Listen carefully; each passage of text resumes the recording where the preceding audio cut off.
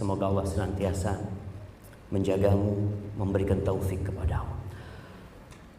Kenapa engkau menikah? Ada apa engkau mengeluarkan uang yang banyak, mengundang orang-orang untuk hadir di tempat ini menyaksikan pernikahanmu? Kenapa sebenarnya? Terkadang sebagian manusia menikah dan dia tidak tahu kenapa dia menikah.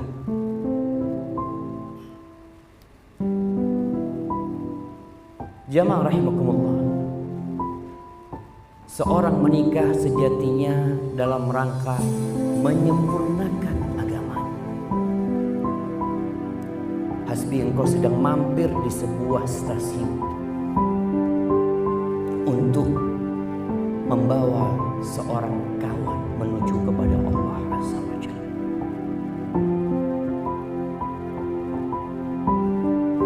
Tatkala para sahabat bertanya kepada Nabi alaihi salatu wassalam tentang harta yang paling mulia, yang kita semua hidup berburu mencari harta tersebut, tapi terkadang harta itu sampai kita mati tidak pernah ada di rumah kita. Padahal rumah kita bertingkat, mobil kita banyak, perusahaan kita jangan ditanya, tapi ternyata harta yang paling mulia nggak pernah mampir di rumah kita.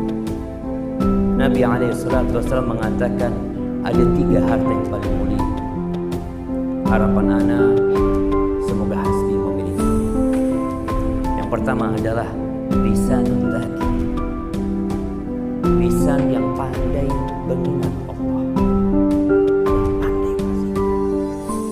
Yang kedua, wa qalbun syakir, hati yang pandai bersyukur, menerima apapun kondisinya. Dan yang ketiga, kata Nabi alaihi salatu wassalam, wa zaujatun mu'minatun tu'inuhu ala imani atau tu'inuhu ala amri akhir. Yang ketiga adalah pasangan hidup, seorang istri yang beriman, yang membantu suaminya bukan dalam rangka membangun rumah di dunia, tapi dalam rangka memiliki rumah di surga Allah Azza wa Jalla. Semoga Yeyen yang kau pilih adalah seorang istri yang dapat membantu untuk menuju kepada Allah Azza wa Jalla. Hasbi Septiansa.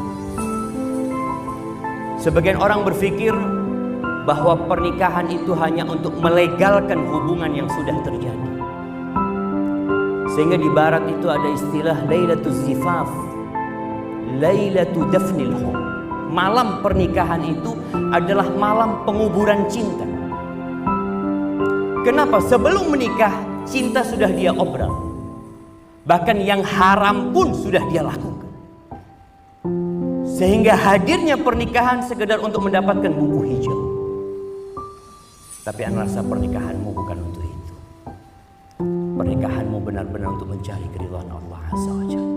Ketahuilah Hasbi bahwa tugas terbesar seorang suami bukan ngasih makan istrinya. Yeyen alhamdulillah sebelum dia menikah dia makan. Dia punya tempat tinggal, dia punya tempat tinggal. Dia punya orang-orang yang mencintai dia alhamdulillah. Dan orang tuanya, keluarganya menikahkan dia bukan karena bosan mendidik dan membesarkan Yeyen, bukan. Tapi karena syariat Allah untuk menikahkan putri-putri mereka. Ingatlah tugas terbesar seorang suami. Dan bagi yang hadir di sini, semoga juga menyimak. Tugas terbesar seorang suami adalah menyelamatkan istrinya dari api neraka. Apakah engkau mampu menggandeng Yeyen menuju surga Allah Azza wa Jalla? Yang engkau harus melewati sirat yang terbentang di atas neraka Jahannam. Allah Azza wa Jalla mengatakan, ya ayyuhalladzina amanu qu anfusakum wa ahlikum nar. Wahai orang-orang yang beriman, jagalah diri kalian dan keluarga kalian dari api neraka. Jangan sampai ada seorang istri yang nanti menggugat suaminya bukan di pengadilan dunia. Menggugat suaminya bukan karena suaminya tidak memberikan makan. Suaminya royal dalam urusan dunia. Amr bin Qais al-Mullai, dia mengatakan, innal mar'ata, kelak akan ada wanita yang menggugat suaminya di hadapan Allah Azza wa Jalla. Dia mengatakan, hadza zauji, ini suamiku ya Allah. La yu'allimuni wa la yu'adzibuni. Dia nggak pernah ngajarin aku tentang Engkau ya Allah. Dia tidak pernah mendidik aku bagaimana menjadi seorang hamba wanita yang menghadap kepada Tuhannya. Innama ya'tini bi khubzis suq. Kerja dia cuma menjadi mesin pencari uang. Dia cuma datangkan roti dari pasar untuk aku makan. Maka jangan sampai istri-istri kita akan berhadapan dengan kita di hadapan Allah, karena ternyata kita tidak pernah mendidik dia.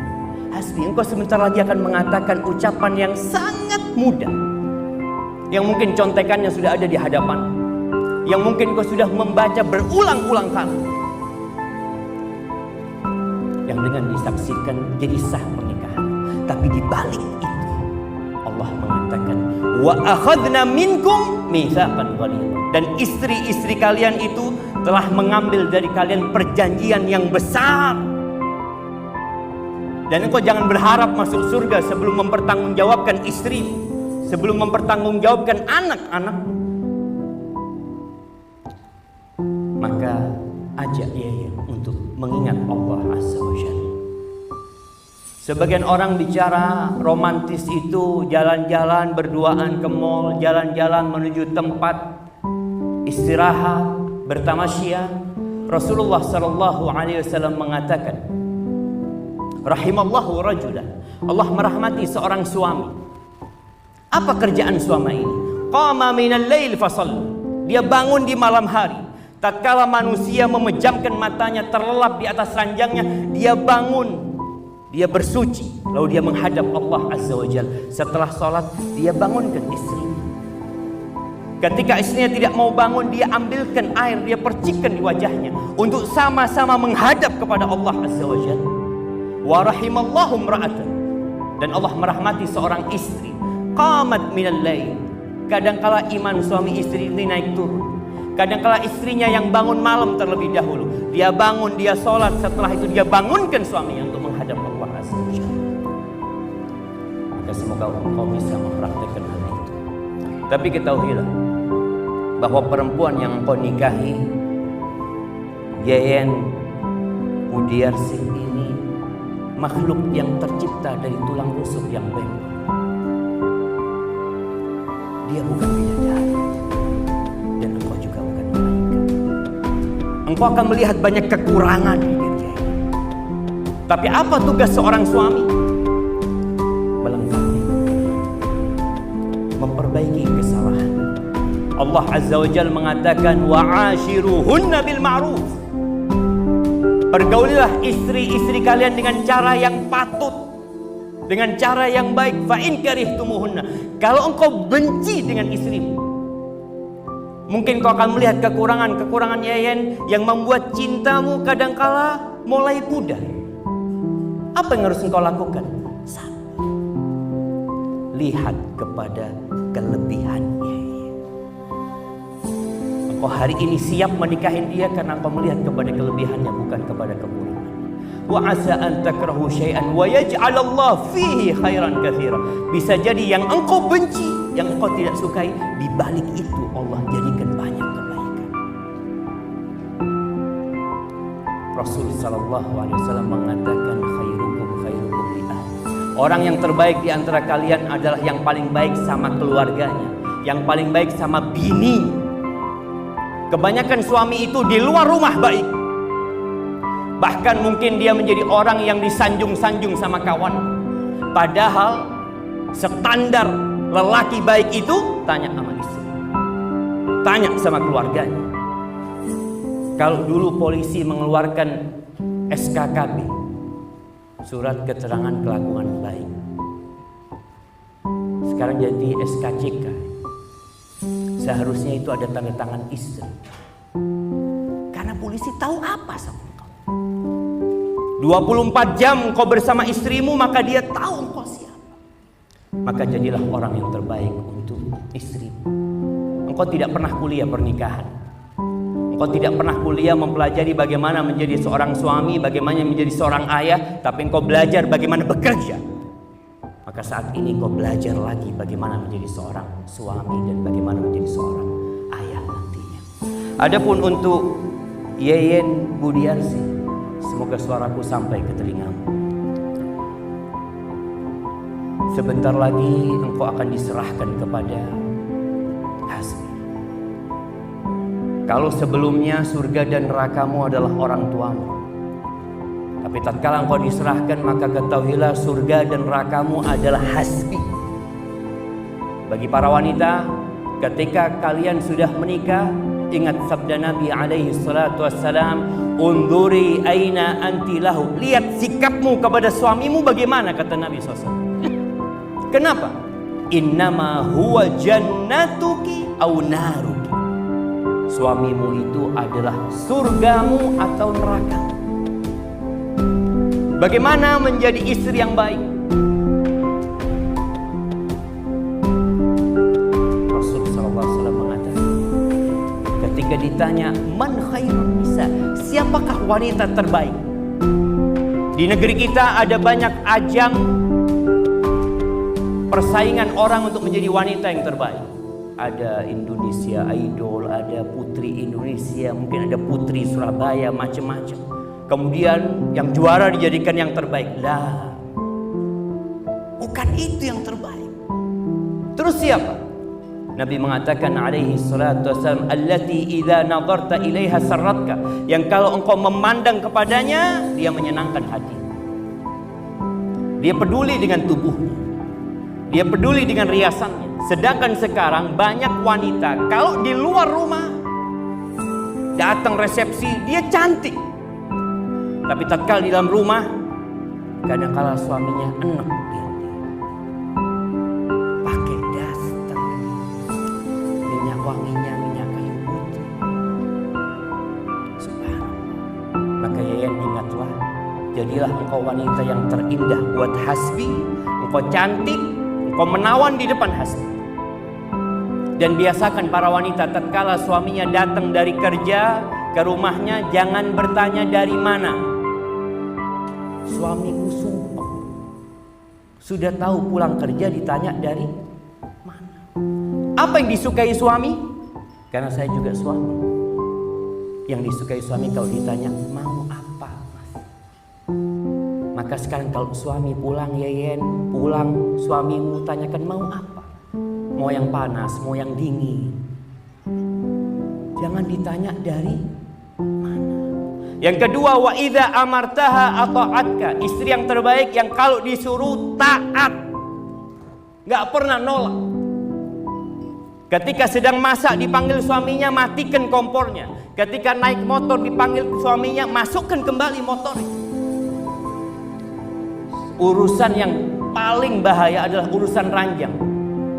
Sampai Nabi alaihi salatu wassalam mengatakan, wa in kanat ala tanur, walaupun perempuan sedang di depan tungku, kalau dipanggil sama suaminya dia tinggalkan tungku. Wa in kanat ala qatab, walaupun di atas onta, kalau dipanggil sama suaminya tunggu. Maka ya, taat patuh kepada hasbi dengan syarat, selama perintah hasbi tidak bertentangan dengan perintah Tuhan. Selama perintah hasbi tidak bertentangan dengan perintah Allah Azza wa Jal, maka sami'na wa ata'na. Yang ketiga, wa idza ghibta anha, sifat wanita yang terbaik kalau ditinggal sama suami, apa yang terjadi? Dia akan menjaga kehormatan dirinya, dia akan mendidik anak-anaknya, menjaga harta suami. Tatkala engkau melakukan itu, apa yang akan didapatkan oleh wanita? Bukan rumah di dunia, tapi kata Nabi SAW, idza shallatil mar'atu khamsaha, kalau perempuan sholat yang 5 waktu, wa shamat syahraha, puasa di bulan Ramadan. Ini mumpung kita masih tanggal 17 Syawal, anak ingatkan ibu-ibu yang punya utang Ramadan, bayar utang. Sifat yang ketiga, wa idza amartaha ata'atka, yang kalau disuruh sama suaminya taat sama suaminya. Kalau suaminya sedang tidak di rumah, dia jaga kehormatan dirinya, jaga harta suaminya. Qila laha udkhulil jannah min ayyi abwabil jannati syi'ti. Akan dikatakan kepada perempuan ini, silahkan masuk surga dari pintu mana saja. Jamaah, pintu surga itu ada 8. Ada pintu yang khusus buat orang-orang yang berjihad di jalan Allah.